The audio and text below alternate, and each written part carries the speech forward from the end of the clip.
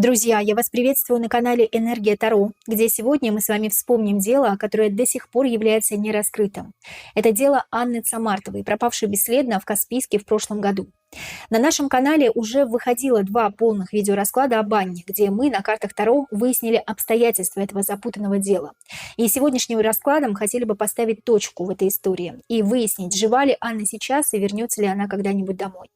Меня зовут Сабина, я таролог и рунолог с опытом более 12 лет, детский психотерапевт.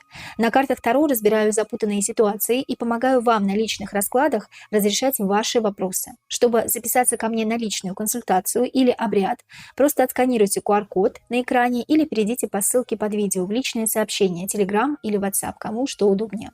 Также у меня есть информация для тех, кто хочет научиться читать карты. Я знаю, как сложно бывает освоить карты Таро, когда информации слишком много, и все кажется запутанным, а карты, казалось бы, не хотят раскрываться перед вами. Именно для тех, кто хочет обучиться Таро с нуля, и для тех, кто хочет повысить свою квалификацию, я подготовила кое-что интересное. Ни для кого не секрет, что карты Таро в современном мире стали надежным инструментом и помощником для решения жизненных вопросов, определения будущих событий и возможности хорошо заработать и стать профессиональным и успешным тарологом. Очень важно при этом определиться с обучающей программой, курсом, который вы будете проходить. Эксперт, обучающий вас, должен сам практиковать Таро, его курс должен быть глубоким и интересным, и при этом важна обратная связь от мастера. Мой курс по классической колоде Райдера-Уэйта – то, что необходимо как новичку в Таро, так и уже опытному тарологу, желающему освоить новые аспекты в работе с колодой. На моем курсе неограниченный доступ к видеоурокам, которые вы можете изучать, совмещать со своей основной деятельностью. Уроки выходят раз в неделю, что позволяет вам освоить и переварить материал за это время. Вы всегда сможете получить от меня обратную связь и помощь в практике и работе со своими клиентами на раскладах. Мои ученики уже берут первые расклады и умело разговаривают с картами, так как на уроках мы изучаем не просто теорию и практику, а учимся взаимодействовать с каждым арканом. Сам курс находится в закрытом телеграм-канале, и попасть туда вы можете, просканировав QR-код на экране и написав мне в личку. Также мои контакты есть под видео в описании. Положительные отзывы о моем курсе вы можете увидеть у себя на экране. Они красноречивее любых слов. Если вы хотите получать глубокие знания по Таро, практиковать Таро для себя и своих клиентов и прекрасно понимать все, что вам говорят карты, то мой курс именно для вас. Оставляйте заявку сейчас, и вас ожидает подарок. Курс «Безумной луны» Патрика Валенса бесплатно. Анна Цамартова – студентка Ростовского юридического института МВД, уроженка Северной Осетии. Она приехала в Каспийск на первенство ЮФО СКФО по тайскому боксу, которым занималась на тот момент 13 лет. В Каспийск Анна приехала не одна, а с младшим братом 6 февраля 2024 года. Согласно жеребьевке, первый бой у девушки должен был состояться 10 февраля. Соперница досталась очень опытная, сильная. Бой Анна проиграла. А после, расстроившись, переоделась и отправилась на улицу. Телефон Анна с собой не взяла, и на все попытки родителей дозвониться до нее трубку взял младший брат.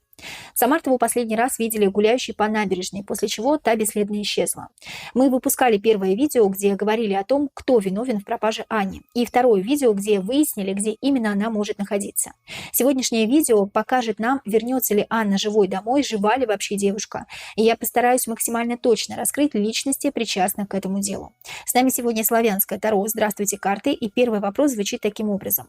Анна пошла гулять по набережной совершенно одна, без телефона, сразу после поражения. Вопрос, что предшествовало тому, что Анна проиграла? Это действительно сильный и опытный соперник? Или Анна была чем-то расстроена до этого, до боя? У Анны действительно был сильный и опытный соперник 10 февраля 2024 года. Карта Солнца, да, действительно. Солнце еще говорит о том, что у этой девочки, которая была ее соперницей 10 февраля 2024 года, был большой потенциал из-за того, что она находилась в ресурсном состоянии. То есть у нее было хорошее настроение, у нее была цель победить. Это что значит? Это значит, что у Ани, может быть, такой цели могло не быть, или она просто была не в ресурсном состоянии. Мы сейчас посмотрим. Здесь человек ресурсный, опытный, энергичный, который действительно может победить, но его можно победить в том числе, если ты будешь находиться в таком же состоянии. Потому что я не вижу по Солнцу, что Аня была как-то слабее. Давайте узнаем, была ли Анна Цамартова расстроена, и вполне возможно, может быть, поэтому она потерпела поражение. Была ли Анна Цамартова чем-то расстроена? Двойка мечей. Двойка мечей – человек, который борется со своим разумом и чувствами. Ощущение такое, что ее внимание было направлено на что-то совершенно другое, связанное с эмоциями. Здесь важно включить холодный разум, логику, и здесь важно полностью вниманием включиться в бой. Но, тем не менее, Анна проиграла бой, потому что была не столько не в ресурсном состоянии, сколько вниманием в совершенно другом вопросе. А девочка, конечно, была вниманием здесь в вопросе, который касается боя. С чем связана вот эта двойка мечей, да? О чем думала Анна? Почему ее эмоции затмили ее разум? О чем Анна думала здесь?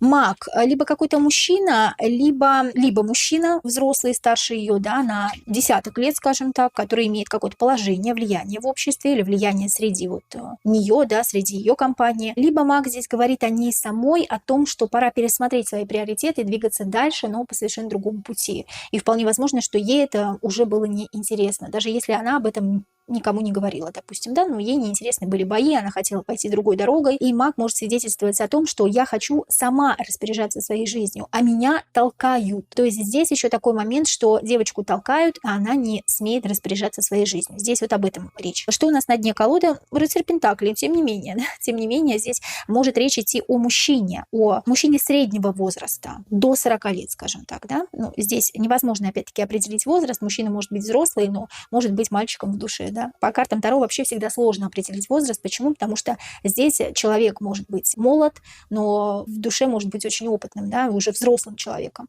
И наоборот. И рыцарь Пентаклей здесь может говорить как о мужчине, так опять-таки и о ней самой. Почему? Потому что рыцарь Пентаклей выражает свободную душу. Вот помните, был такой мультик «Спирит. Душа прерии». И здесь девушка такая же, свободная духом. И я хочу заниматься тем, что мне больше нравится.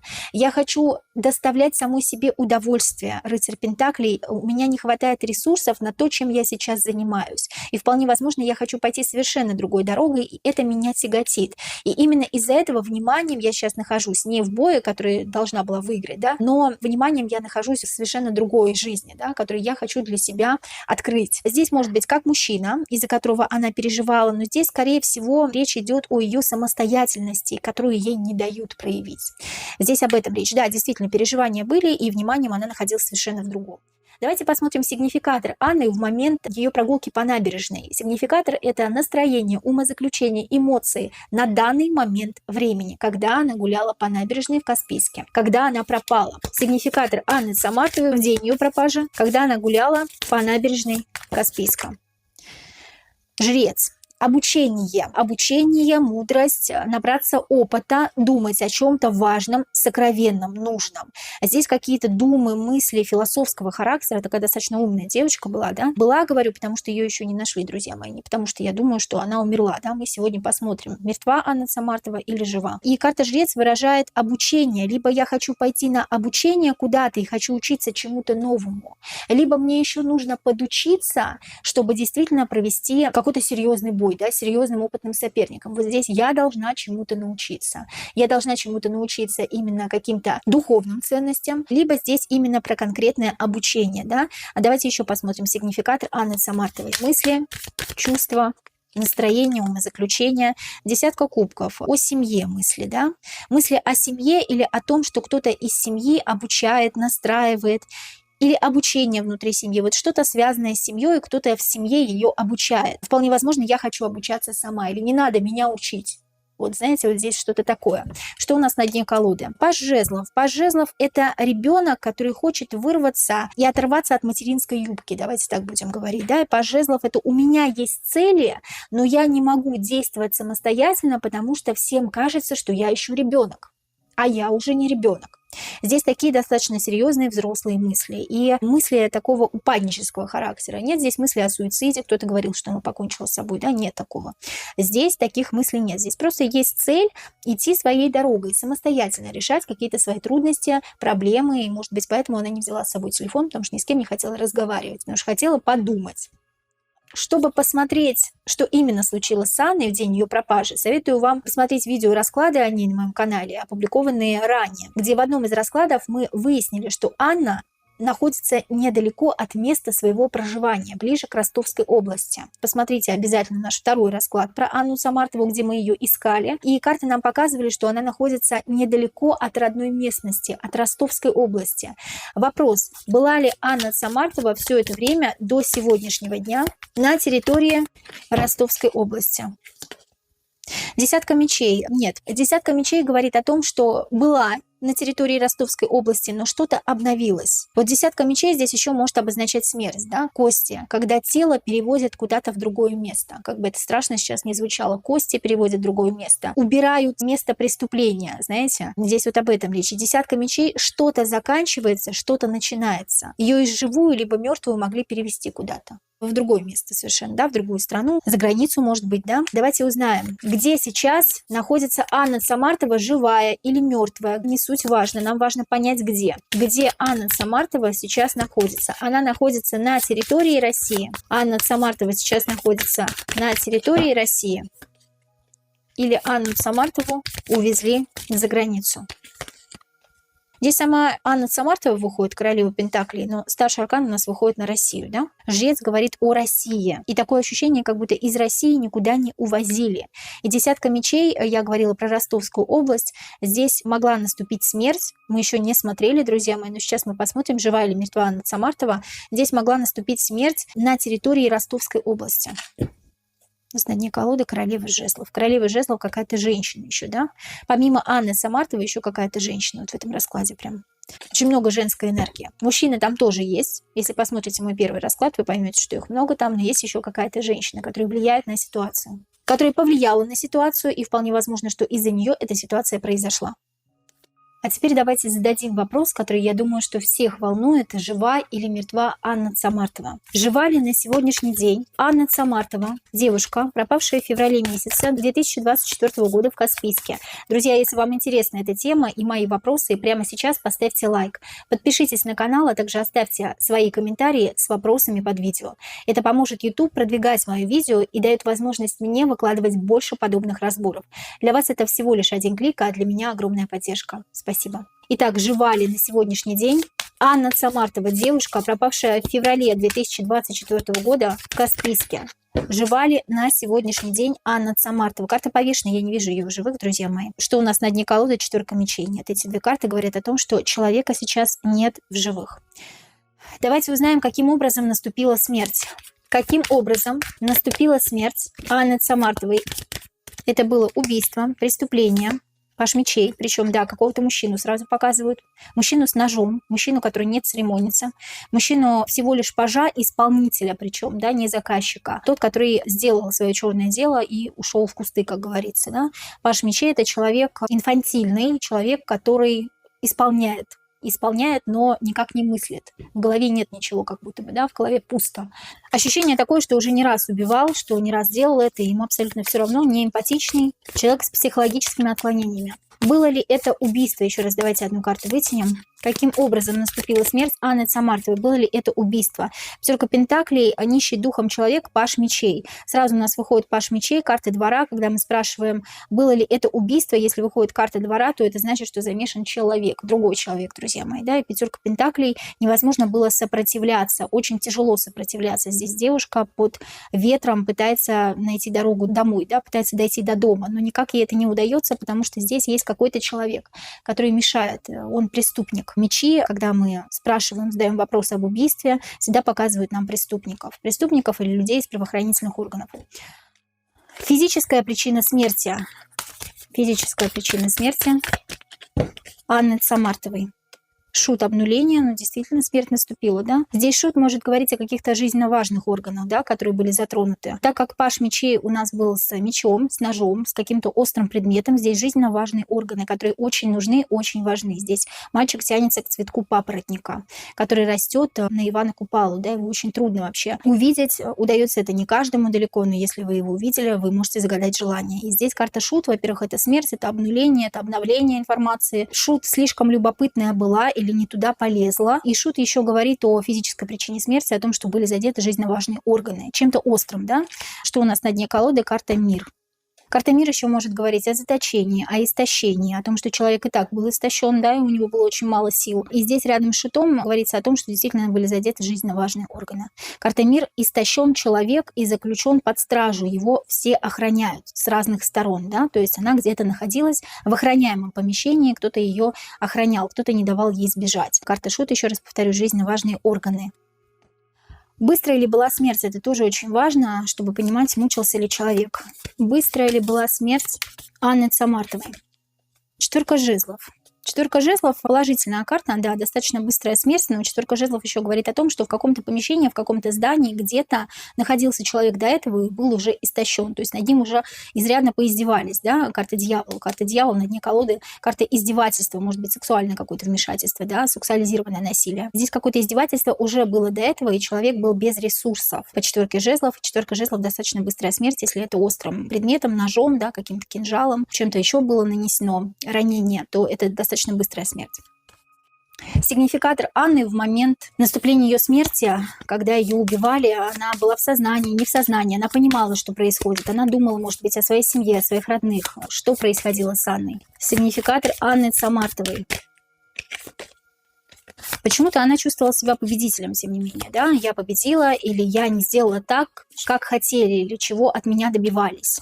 Как будто бы она осталась на коне. Какие-то позитивные мысли, несмотря на то, что происходит. Или шестерка жезлов, она уже хотела побыстрее избавиться от того, что было, да, то есть она понимала, что она не выберется уже, не вырвется, и она понимала, что нужно с этим заканчивать, и это была победа. Смерть как победа. Сигнификатор Анны Цамартовой перед смертью. Настроение, умозаключение, паш пентаклей. Начну все заново. Вот почему-то такие мысли приходят в голову, да, несмотря на то, что наступает смерть, я начинаю все заново. Я, наконец, свободна. Я начинаю все заново, я, наконец, свободна. Какие-то такие очень тяжелые мысли и очень тяжелый расклад получается. Я, наконец, свободна, начну все заново. Я победила. Смерть как победа. Тело Анны Цамартовой, где находится? Что сделали с телом? Где находится тело Анны Цамартовой? Что сделали с телом? Что сделали с телом? Карта смерть, действительно, да, тела, физического тела действительно нет, да, то есть оно разложилось, а это действительно наступила физическая смерть. Четверка жезлов — это место какое-то, захоронение, да? Какое-то захоронение, возможно, даже захоронение там, где она находилась ранее. Вот там, где она находилась в последние минуты своей жизни, вот там, в этом здании, около этого здания, да, есть захоронение, где много деревьев, где растут цветы. Давайте еще одну карту вытянем. Тело Анны Цамартовой. Что сделали с телом? Королева мечей, женщина. Ну, королева мечей сама женщина выходит, да, сама Анна, ее тело, действительно наступила смерть, четверка жезлов, захоронение какое-то. Захоронение, где много цветов, где рядышком ручей есть, рядышком есть вода, карта звезда показывает, да, где очень красивая природа. Найдут ли тело, давайте узнаем. Найдут ли тело Анны Цамартовой когда-нибудь? Тройка жезлов, придется очень много пройти, очень много искать. Найдут ли тело Анны Цамартовой? Тройка жезлов вообще это положительная карта. Много воды почему-то здесь я вижу, да, много воды. Они как смотрят на него, на это тело или на останки. Семерка мечей — это может быть обман, да, вот могут нам сказать, что нашли, могут посмотреть на реакцию. Тройка жезлов здесь может обозначать посмотреть на реакцию людей. И семерка мечей могут сказать, что нашли, или семерка мечей нашли не все. Нашли действительно ее тело, но нашли не все, нашли какие-то останки, но как будто бы не хватает части тела, да, всего тела. Случайно ли найдут или будут искать? Случайно найдут тело Анны Цамартовой, допустим, там искали кого-то другого, нашли ее тело, да? Или специально будут искать? Давно ищут, специально будут искать. И такое ощущение, что по звезде как будто бы там нужно будет что-то другое. Вот нужно будет что-то другое достать из этого места. Вот давно ее ищут, это понятно, и будут ее искать и по сей день, еще много месяцев, много лет, может быть, ее будут искать, да, карта мир. То есть какое-то большое дерево, растение и вода вокруг этого дерева. И вот что-то как будто либо будут искать именно в земле, либо кого-то будут искать давно, да. Ну, то есть здесь найдут ее не потому, что конкретно ее будут искать, а потому что что-то нужно будет вытащить из земли или из воды, вот что-то такое здесь идет, друзья мои. Но она не в воде, она в земле, просто вода рядом. Вода рядом вокруг дерева, да, может быть, там около дерева она как-то находится, останки ее находятся. Но здесь вот ощущение такое, что что-то другое будут искать. Да, ее ищут давно, но что-то другое будут искать, найдут, но не факт, что полностью. Или нам скажут, что нашли, но нас будут обманывать, водить за нос. И это будет совершенно не ее останки. Здесь такое тоже может быть, чтобы закрыть дело, наконец, да? Как скоро найдут тело Анны Цамартовой? Как скоро найдут тело Анны Цамартовой? Девятка Пентаклей. Пентакли достаточно долгая карта. Пентакли еще может указывать на осень. 9 месяцев, 9 лет. Карта осени. Через 9 месяцев тоже это возможно, да? 9 месяцев, 9 лет. Осенняя карта.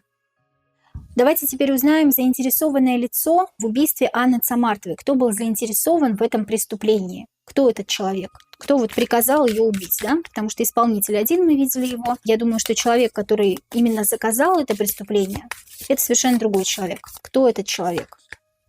Колесо фортуны. Колесо фортуны — человек, которого она знала до этого, или с которым уже встречалась, или о котором когда-то ранее слышала. Колесо фортуны еще может говорить о том, что не то чтобы все возвращается, не то чтобы она его знала уже до этого. Да? Колесо фортуны говорит о системе. Всегда, практически во всех колодах Таро, колесо фортуны — это система. Система — это государственная система, государственные служащие, да, военные служащие. Тот, кто причастен к системе, тот, кто работает на систему, и тот, кто подчиняется системе, скажем так, да, колесо фортуны. Удачливый человек. Человек удачливый, человек везунчик, потому что он работает на систему и делает это качественно. Что у нас там на дне колоды? Карта суд. Опять-таки, да, суд, связанный с какой-то юриспруденцией, с судами, может быть, приставы какие-то судебные, да, военнослужащие, люди оперуполномоченные, ФСБ и так далее и тому подобное, да, то есть человек высокопоставленный, человек, который вершит судьбы. 20-й старший аркан — страшный суд. Кому жить, кому умирать. Вот как-то так здесь, да? То есть человек, вершащий судьбы. Очень серьезный, высокопоставленный человек, который был заинтересован в том, чтобы Анну Цамартову убили. Исполнитель, тот, кто убил Анну Цамартову. Что это за человек? Характеристику личности, может быть, его покажут, да, нам карты. Которому было приказано убрать Анну Цамартову. Что это за человек? Агрессивный, импульсивный, мелкий. Там 2 старших аркана выходило, здесь 2 младших аркана выходит. Да? Что у нас на дне колоды? Колесница. Ну, колесница, хоть и старший аркан, но здесь колесница говорит о том, что человек все время в движении, очень импульсивный, рефлексия у него постоянно, да, возникает на фоне того, что он делает, на фоне его деятельности, психологические какие-то отклонения имеет. Очень резкий. Здесь у нас колесница необычная, здесь у нас колесница с Бабой-Ягой. Баба-Яга такая с рогами, да, дьявол, демон. Демон, который исполняет приказы. 7 кубков в иллюзии находится, возможно, употребляет наркотики часто, да, какие-то, ну, нюхает что-то, вполне возможно. 7 кубков здесь постоянно находится в иллюзии, постоянно находится в конфликте с самим собой, потому что постоянно в каком-то невменяемом состоянии. Человек вообще конфликтный, спорит. Мы вытягивали с вами пажа мечей. Паж мечей — это человек конфликтный, который постоянно спорит, который не смотрит на мнение других людей, окружающих. Он просто исполнитель, который делает свое дело, да, который пошел не той дорогой. Здесь у нас 2 птички изображены, да, здесь у нас ворон, и здесь у нас сова. Какой дорогой ты пойдешь? Ты пойдешь дорогой мудрости и света, или ты пойдешь дорогой тьмы? И вот этот человек пошел дорогой тьмы, потому что ничего хорошего здесь у нас по характеристике личности не вышло. 2 младших аркана. Человек, который исполняет приказы свыше. Такой демон. Демон-Баба-Яга. Баба-Яга еще у нас в русских народных сказках часто убивала детей. Да? Вполне возможно, что причастен каким-то образом до этого был к убийству детей. Здесь такое тоже может быть. Давайте узнаем, будет ли наказание для преступников, которые погубили Анну Цамартову в этой жизни. Будет ли наказание для преступников в этой жизни, которые погубили Анну Цамартову. 10 мечей. 10 мечей — переход к чему-то новому. Вообще, в принципе, у нас вибрации Земли меняются. И все преступники, все темные, все те, кто когда-то убивал детей, людей, они все будут наказаны в этой жизни. Рано или поздно, но в этой жизни. И 10 мечей здесь отрицательная карта сама по себе, но она указывает именно на наказание тех людей, которые действительно губят чужие судьбы, чужие души. И 10 — это переход во что-то новое. Почему? Потому что после 10 всегда приходит карта двора. И всегда приходит на место обычного суда высший суд и народный суд. Да? И поэтому этим людям в любом случае наказание будет в этой жизни. Будет ли наказание в этой жизни? 10, 2 десятки. Видите, когда мир перейдет на новые вибрации, 10 пентаклей, будет наказание от рода. 10 пентаклей — это род. В данной конкретной колоде это род. Не во всех, друзья мои. И здесь наказание от рода или по роду. Кармическое наказание. Поэтому в любом случае в этой жизни наказание будет для преступников.